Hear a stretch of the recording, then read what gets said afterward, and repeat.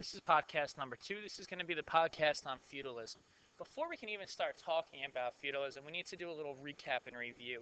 Rome saw its height under Marcus Aurelius, the great emperor of Rome, until 180 AD. After that point in time, Rome started to fall for numerous reasons. These reasons included corruption in government, um, economic struggles, lack of people in the military, the need to hire mercenaries, which caused brokenness within the empire and bankruptcy.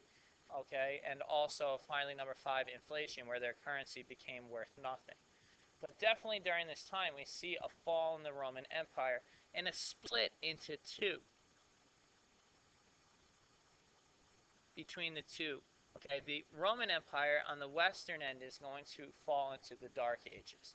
On the eastern end of it is the Byzantine Empire, which is going to have an extended golden age under Emperor Justinian, in which it is going to thrive. And that's where we see the Hagia Sophia, the Eastern Orthodox Church, the preservation of Greek and Roman culture, and the transfer over to Russia and influence of Russia through the Byzantine Empire. The Roman Empire, however, the portion we see here in pink, is going to fall into the Dark Ages.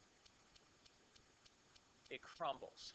So what exactly are the Dark Ages and the Middle Ages? Well, it's a period of time in medieval Europe between two golden ages. It's between us in ancient Rome, which was a golden age, and between the Renaissance, which was a golden age. It sits between the two of them, and it's really a bridge between the ancient world and the modern world.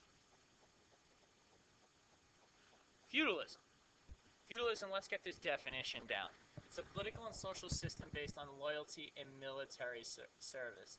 It is a form of decentralized government. That means that in exchange for loyalty, you get food, you get protection, and this is the basic form of government during the time period. Decentralized, power moving away from the king. What happened was, during the Middle Ages, and after the fall of Rome, a king couldn't control the whole empire anymore. He really struggled to do that.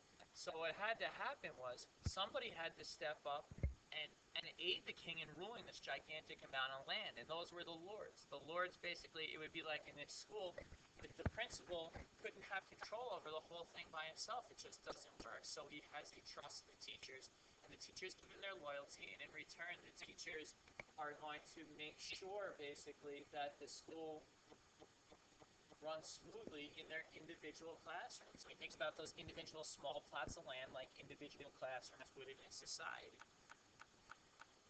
What other civilizations have feudalism? We know that Japan did during the Tokugawa Shogunate after it isolates itself from the rest of the world. So to recap, basically, what we have here. On top we have a king who is powerless within the system. He's really just a symbolic guy.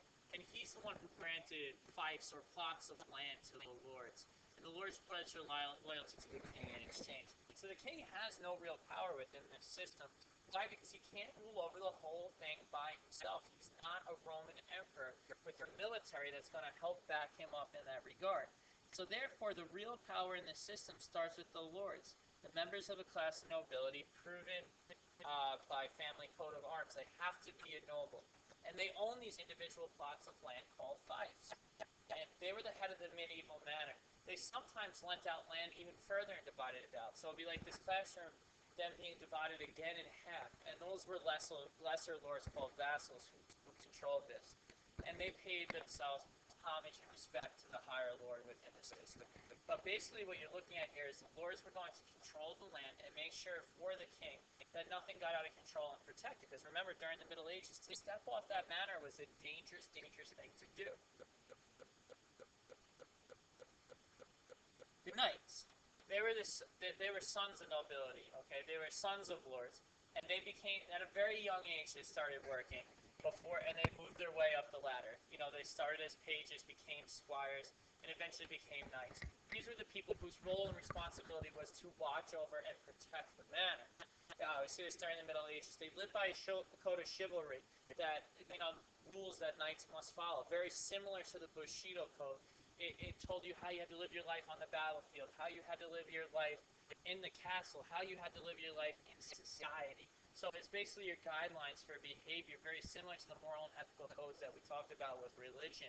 over the course of podcasts before this. And we see the role to knighthood starts at age 7. By age 14, moves itself up to a squire, and eventually you become a knight within the system. Peasants. The peasants were the next ones on this list. The peasants worked the Lord's land. Okay, they pledge loyalty, they pledge obedience, and in return, they get a shelter, they get food, and they get protection. And that was all very big during the Middle Ages, particularly when the worst of the Middle Ages, when that was disease-ridden, and there was obscene amounts of poverty and violence and danger off the manor.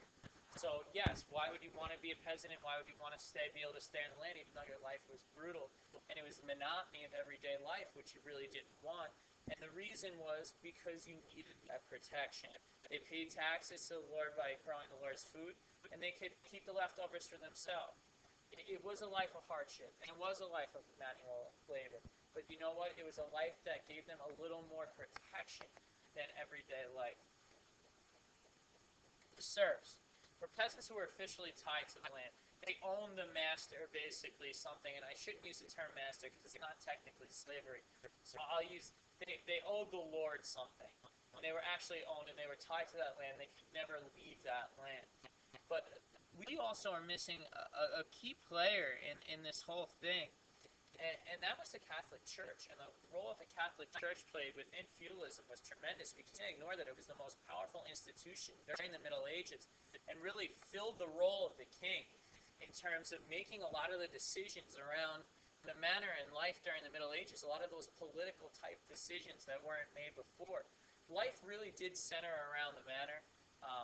There are 5 main elements in the manor, including the castle, the planting fields, the church, artisans' homes and businesses, and peasants and serfs' homes.